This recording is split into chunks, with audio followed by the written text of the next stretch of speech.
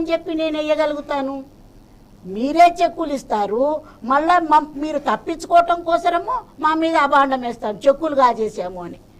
కాబట్టి దయచేసి మనమ్మ గారు, మీకు రూపారెడ్డి ఎలా పరిచయం అయింది?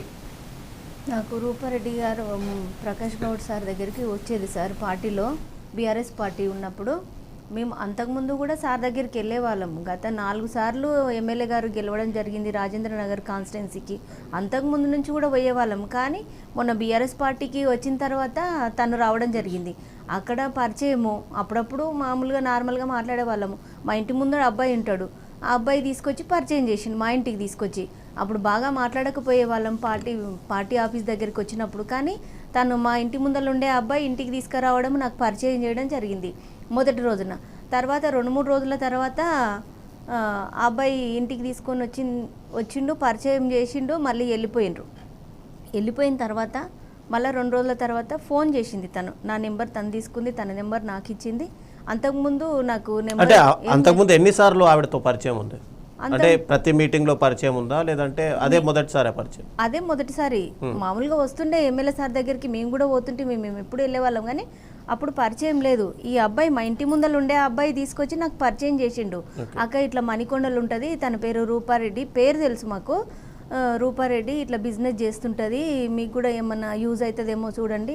ఏదో బార్ కోట్లది బిజినెస్, ఇది రియల్ ఎస్టేట్ బిజినెస్, పెట్టుబడులు ఉంటాయి తన దగ్గర కొని. ఇప్పుడు ఎమర్జెన్సీ అవసరం ఉందంట తనకు, ఏదో డబ్బు అవసరం ఉందంటక్క, చూడు నీతేనా ఏమన్నా అయితే అని అంటే, నా దగ్గర ఎక్కడివి, నా దగ్గర లేవు కదా, నేనే ఇబ్బందులలో ఉన్నా అంటే, నీ దగ్గర ఉంటాయని కాదు, బయట ఎక్కడన్నా ఎవరి దగ్గరన్నా అడిగి చూడు, నాకు ఎమర్జెన్సీ అవసరం ఉంది, నాకు పరువు పోతుంది, డబ్బులు చాలా ఇబ్బంది ఉంది, నేను చాలా పేరున్నదాన్ని అంటే, నువ్వు ఇంత పెద్దగా ఉండి మమ్మల్ని డబ్బులు అడగడం ఏంది, మీ మణికొండలోనే దొరుకుతాయి కదా, నీకు ఎవరికి ఫోన్ చేసినా ఎవరిని అడిగినా మీకు ఇస్తారు కదా అని అంటే, లేదు బాగుండదు కదా, పరువు పోతుంది, అక్కడ నా పేరు ఖరాబ్ అవుతుంది, నాకు అట్లా అడగడం ఇష్టం ఉండదు, కాబట్టి మీ దగ్గర ఎక్కడైనా ఎవరి దగ్గరన్నా ఉంటే కొంచెం హెల్ప్ అయ్యి నాకు తెచ్చి అని చెప్పడం జరిగింది సార్. సరే అని చెప్పి నేను నాకు తోచిన వాళ్ళ దగ్గర నేను అడిగి తీసుకొచ్చి ఇవ్వడం జరిగింది. 3-4 సార్లు వాయిదాల వారీగా ఇచ్చేసిన. ఒక నెల లోపల నాకు 20 లక్షలు తనకు ముట్టిన తర్వాత నెల అయిపోయింది. 2 నెలలు అని చెప్పింది సార్ నా దగ్గర. 2 నెలల తర్వాత నేను ఇచ్చేస్తానని చెప్పింది. సరే నెల అయిపోయింది, 2 నెలలు అయిపోయింది, 3 నెలలు అయిపోయింది, 4 నెలలు అయిపోయింది. 5-6 నెలల తర్వాత ఫోన్ కాల్ లిఫ్ట్ చేయడం మానేసింది. ఇక నాకు అప్పటి నుంచి డౌట్ వస్తుంది. ఇల్లు తెలియదు సార్ నాకు, మొట్టమొదటిగా ఇల్లు తెలియదు, తన ఎక్కడ ఉంది మణికొండ అని తెలుసు, తన ఇల్లు తెలియదు. ఇంటి ముందర ఉండే అబ్బాయిని అడిగితే సరే అని చెప్పి టైం ఇవ్వట్లేదు నాకు, ఇల్లు చూపి, మరి ఏం పేపర్ కూడా ఏం రాసుకోలేదు కదా, ఏం లేవు, షూరిటీ కూడా ఏం లేవు. ఇప్పుడు నేనేమో అక్కడ ఇక్కడ కాగితాలు పెట్టి తీసుకొచ్చిన. అంటే ఏం షూరిటీ లేకుండానే ఒకటేసారి 20 లక్షలు, 5 లక్షలు, అట్లా 10 లక్షలు ఇచ్చేసిన ముఖ పరిచయంతోన.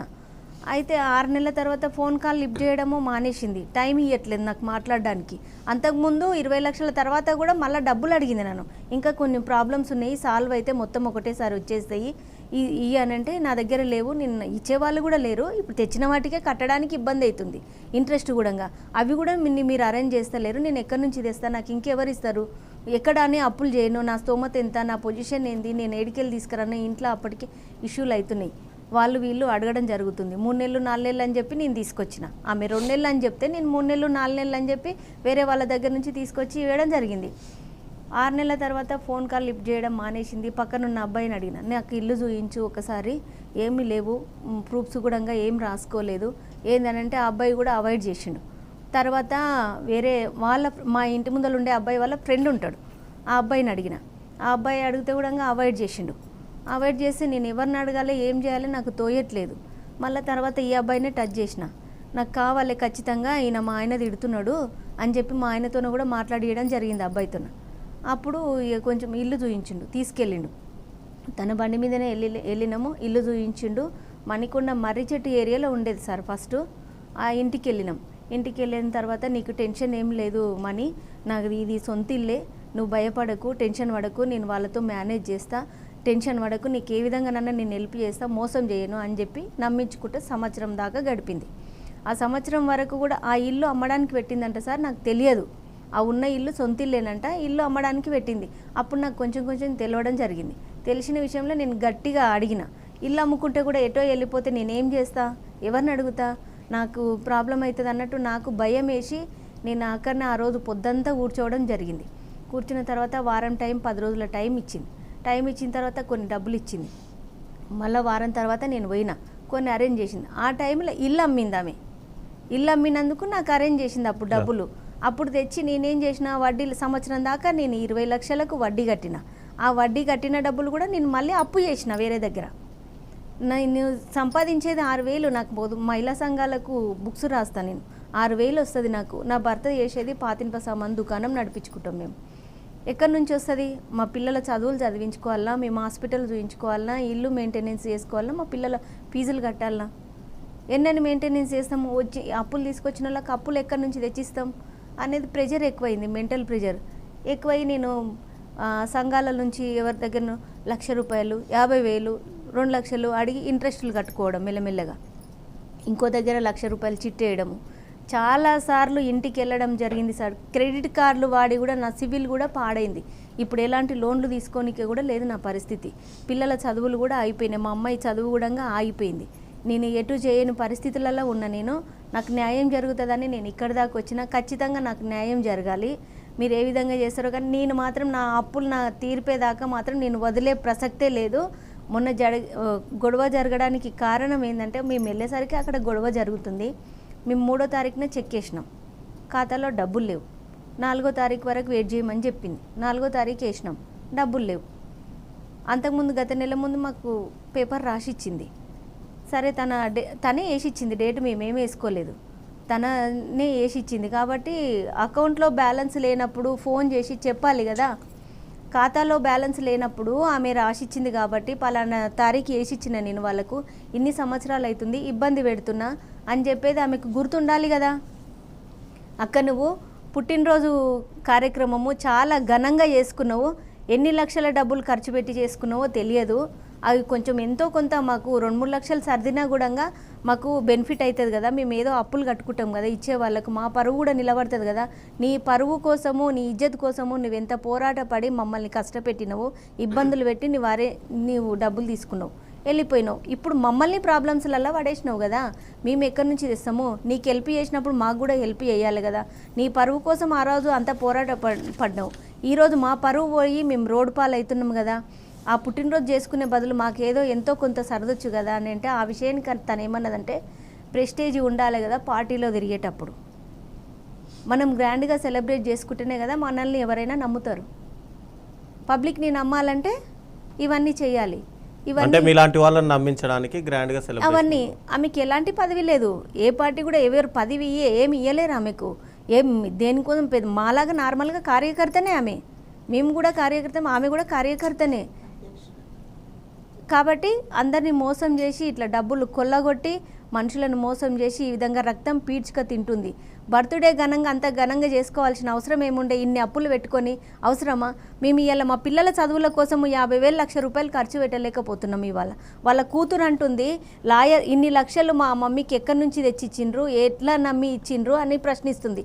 అదే ప్రశ్న తల్లిని అడగమనండి. ఇన్ని అప్పులు ఎందుకు చేసింది? ఇన్ని అప్పులు ఎందుకు చేసినావు? ఎవరి కోసం చేసినావు? ఇంతమంది దగ్గర ఒకరు ఇద్దరంటే మోసపోతారు, అబద్ధం చెప్తారు. 100 మంది అబద్ధం చెప్తారా?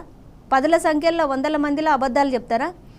ఆఖరికి వాళ్ళ ఇంట్లో నిన్న ఒక మేడం చెప్తున్నది, అక్కడి నుంచి మణికొండ నుంచి, ఆఖరికి పని మనిషిని కూడా వదలలేదంట. ఇంట్లో పని చేసే పని మనిషిని కూడా వదలలేదంట.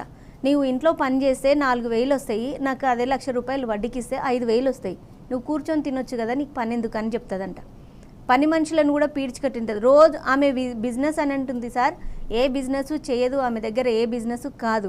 రోజు ఒకరిని పరిచయం చేసుకోవాలి, కొత్త వ్యక్తులను పరిచయం చేసుకోవాలి, వాళ్ళ వీక్నెస్ పాయింట్ ఏందనేది పట్టుకోవాలి, వాళ్ళ దగ్గర నుంచి డబ్బులు ఎట్లా లాగాలి, వాళ్ళ దగ్గర ఎంత ఉంది, వాళ్ళ దగ్గర నుంచి నేను ఎంత లాక్కోవాలి, వాళ్ళు ఏ విధంగా అయితే నాకు లొంగుతారు అనేది ఆమె బిజినెస్.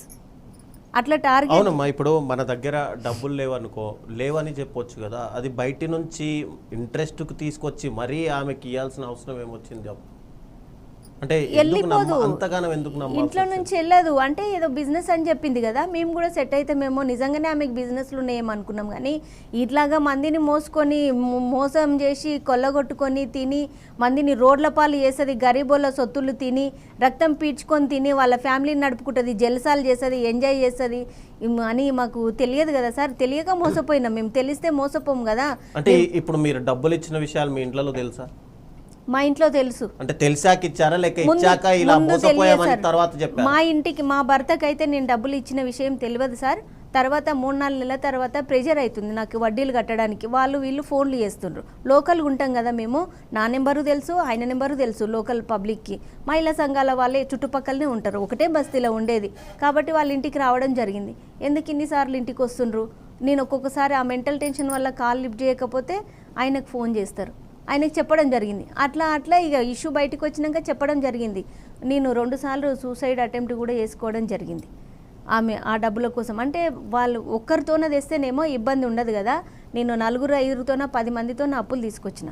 1,00,000, 2 లక్షలు, 3 లక్షలు, 50,000, 10,000, 20,000 క్రెడిట్ కార్డులు సంఘాలల్లా తీసుకొచ్చి లాస్ట్కు మార్గదర్శిలో కూడా 3 చిట్టీలు వేసిన సార్. నేను 5 లక్షల చిట్టీలు 2, 3 లక్షల చిట్టి 1 వేసి అవి లిఫ్ట్ చేసి కూడా షూరిటీ సంతకాలు పెట్టిన వాళ్ళకు మొన్న నెల క్రితము నోటీసులు పోయినాయి సార్. వాళ్ళ శాలరీలకి వెళ్ళి కట్ అవుతాయి కదా. ఎవరు దానికి బాధ్యురాలు? నేనే కదా. ఎవరి కోసం చేసినా? ఈమెకి ఇచ్చిన అప్పుల కోసమే వడ్డీలు కట్టుకోవడానికి. పరువు పోకూడదు, నేను లోకల్లో ఉంటా, ఇజ్జత్ పోతుంది, నేను బతకలేని ఆడపిల్లలు ఉన్నారు, నాకు కూడా 2 ఆడపిల్లలు ఉన్నారు, వాళ్ళు ఏమని మొహం పెట్టుకొని తిరుగుతారు, పలానోళ్ళ తల్లి ఇట్లా చేసింది అని అంటారనే పరువుతో నేను చిట్టీలు వేసి లిఫ్ట్ చేసి వడ్డీలే కట్టిన. ఇప్పుడు ఈ చిట్టీలు కట్టాలనా, వీటికి వడ్డీలు కట్టాలా, ఆమెకి ఇచ్చిన అప్పులకు వడ్డీలు కట్టుకోవాలా, నా ఫ్యామిలీని నడుపుకోవాలా? నేను సంపాదించే సంపాదన ఎంత? అప్పుకు అప్పు, అప్పుకు అప్పు, వడ్డీలకు వడ్డీలు మొత్తం కలిపి ఇవాళ నాకు 70-80 లక్షల అప్పు అయింది సార్. ఇదే ప్రశ్న ముందరికి వస్తుంది. ఇన్ని అప్పులు చేసిన ఆమె మా మమ్మీ కోసము ఆమె లాయర్ చట్టపరంగా పోవచ్చు కదా అని వాళ్ళ కూతురు అంటుంది. ఇవన్నీ చట్టపరంగా పోయి మొత్తం కొల్లగొట్టుకొని ఆస్తులు అమ్ముకొని వాళ్ళ లాయర్లకు ఉట్టిగా అయితే చెయ్యరు కదా సార్. వాళ్ళు లాయర్లకు కోర్టులకు చుట్టూ తిరగాలని అంటే మాకు కూడా డబ్బులు కావాలి కదా. పని చేసుకోకుండా మేము కోర్టుల చుట్టూ లాయర్ల చుట్టూ తిరిగితే ఈ డబ్బులను ఎవరు కడతారు? ఒకరోజు ఆమె కాల్ లిఫ్ట్ చేయకపోతేనే, ఆమె ఇంటికి పోతేనే నాకు బాధ అనిపిస్తుంది. 500-600 ఖర్చు పెట్టుకొని నేను ఆటో బుక్ చేసుకొని వాళ్ళ ఇంటికి పోవడానికి ఆ రోజంతా టైం వేస్ట్ అవుతుంది. ఇప్పుడు మీరు వెళ్ళిన ఇల్లు ఆమెదేనా? కిరాయి అంట సార్. ఇప్పుడు మాకు కూడా పర్టికులర్గా తెలియదు. 40,000 రెంట్ అని ఆవిడే చెప్పింది. 40,000 దీని రెంట్ అని. మాకు నెలకు 20-30 వేలు ఇవ్వలేకపోతున్నావు, నువ్వు 40,000 రెంట్ కట్టి మెయింటెనెన్స్ చేసుకుంటా నువ్వు ఇంట్లో ఉంటున్నావు, అంత దర్జా బతుకుతున్నావు, మా అలాంటి గరీబోళ్ళ బతుకులు రోడ్డు పాలు చేసి చిన్న చిన్న వ్యాపారాలు చేసుకునే వాళ్ళము, నీకు ఇది ఎంతవరకు కరెక్టు? నీకు అడ్డు అదుపు లేదా? పని చేసుకో, బిజినెస్ అంటున్నావు కదా, అదే బిజినెస్ చేసి మంది అప్పులన్నీ తేర్పు. నీ దగ్గరికి ఎందుకు వస్తారు? ఇప్పుడు ఏదో రాజకీయాన్ని నీవు అడ్డం పెట్టుకొని మాట్లాడుతున్నావు. ఇవాళ రాజకీయము లీడర్లకు మాకు ఏం సంబంధము? మాకేమన్నా చిన్న చితక పనులుంటే మేము ఏదైనా పోతాము తప్ప నువ్వు మాకు ఇచ్చే డబ్బుల గురించి మాట్లాడతలేవు. ఎమ్మెల్యే కొడుకు గురించి మాట్లాడుతున్నావు. ఎమ్మెల్యే కొడుకుని ఎత్తుకపోయి మేమేం చేస్తాము? ఇలా ఎత్తుకపోనికి వచ్చిరని చెప్పి వాళ్ళ కూతురు మాట్లాడుతుంది. సంతోష్ గౌడ్ని తీసుకుపోయి మేమేం చేసుకుంటాం అబ్బాయిని? మాకు తెలియదు సార్. వాళ్ళే చెప్పాలి. మేము ఇంటికి పోవడానికి కారణము పర్టికులర్గా మీరు గమనించండి సార్. మీరు ఒక విషయము, మేము ఇంటికి వెళ్ళడానికి పర్టికులర్గా విషయం ఏంటంటే, గొడవ జరిగింది 5వ తారీఖున, మేము చెక్కు డిపాజిట్ చేసింది 3వ తారీఖున, 3వ తారీఖు 4వ తారీఖు చెక్కు బౌన్స్ అయింది. దానికి సంబంధించింది స్టేట్మెంట్ కూడా తీసుకున్నాం మేము, చెక్కు బౌన్స్ అయింది. అదే విషయం ఫోన్ చేస్తే ఫోన్ కాల్ లిఫ్ట్ చేయదు కదా. లిఫ్ట్ చేయనప్పుడు మేము ఏం చేయాలి? ఇంటికి వెళ్తామా వెళ్ళమా? ఇంటికి వెళ్ళినాం. ఇంటికి వెళ్ళే లోపల వాళ్ళ ఇంట్లో ఆల్రెడీ అవుతుంది, ఇష్యూ అవుతుంది. వేరే వాళ్ళు అక్కడ లోకల్గా ఉండే ఏరియా వాళ్ళు ఎవరెవరు వచ్చిండ్రో తెలియదు, వాళ్ళకు కూడా చెక్కులు ఇచ్చిందంట, డేట్లు వేసి ఇచ్చిందంట. సో అందరూ ఒకటేసారి కలిసారు. వాళ్ళు గతంలో కూడా వెళ్ళినాం సార్. అట్లా నేను వెళ్ళినప్పుడు వాళ్ళతో మాట్లాడుతుండే అంటే వాళ్ళే కాదు ఎవరెవరో వచ్చేవాళ్ళు, కానీ సింగిల్గా మాట్లాడుతుంది ఆమె మాత్రం. మాట్లాడేటప్పుడు అందరినీ ఒకే దగ్గర కూర్చోబెట్టి మాట్లాడదు. ఇప్పుడు ఫర్ ఎగ్జాంపుల్ నేను పోయేసరికి వేరే వాళ్ళు ఉన్నారు, వాళ్ళతో మాట్లాడి వాళ్ళని పంపించినాక వెయిట్ చేయమంటారు. వాళ్ళని పంపించిన తర్వాత పర్సనల్ విషయం, చిన్న విషయం, ఇక్కడ కూర్చోండి లోపల అని చెప్పి లోపల కూర్చోబెడుతుంది. లోపల కూర్చోబెట్టి వీళ్ళతో మాట్లాడి పంపిన తర్వాత లోపల కూర్చున్న హాల్లోకి పిలుస్తుంది. అప్పుడు మాటలే సెటిల్ చేస్తుంది, డబ్బులు కూడా కాదు, మాటలతోనే సెటిల్మెంట్ చేస్తుంది, మాట్లాడుతుంది, నెమ్మదిగా మాట్లాడుతుంది, కోపంతో కూడా మాట్లాడదు, పంపించేస్తుంది. గొడవ చేస్తే డబ్బులు రావు, చేయి జారింది, మోసపోయినాం, ఏం అంటే చేస్తాం? మీరు ఆ రోజు ఆమె ఇంటి దగ్గరికి వెళ్ళినప్పుడు ఎంతమంది ఉన్నారు నార్మల్గా? ఈ 5వ తారీఖు రోజు జరిగినప్పుడు ఒక 10-15 మంది వరకు ఉంటారు. ఉన్నారు సార్, ఉన్నారు, అంటే సేమ్ మీలాగనే మాలాగానే లక్షల్లో ఉన్నారు. ఇచ్చి ఉన్నారు, ఆల్రెడీ ఇష్యూ అవుతుంది, మాట్లాడుతున్నారు. ఆమె లోపలికి వెళ్ళిపోయింది, గొల్లెం పెట్టుకున్నది, మా అక్క ఉండి పిలిచింది, రూపా బయటికి రా మాట్లాడతాము, మేము మాట్లాడతాము అని అంటే అప్పటికే నువ్వు కూడా వచ్చినావు, దొంగలంజదానా మాదిగలంజదానా అని ఆమెను తిట్టడం జరిగింది. ఇవాళ అంటుంది ప్రూఫ్ కావాలని అంటుంది. నువ్వు లోపల డోర్లో ఉండి తిట్టినవు. ఎమ్మెల్యే గారిని కూడా చాలా మాటలు అన్నది, ఆ మాటలు మేము చెప్పలేం సార్. ఆ మాట అంటే లక్ష్మి గారు చెప్పండి, అంటే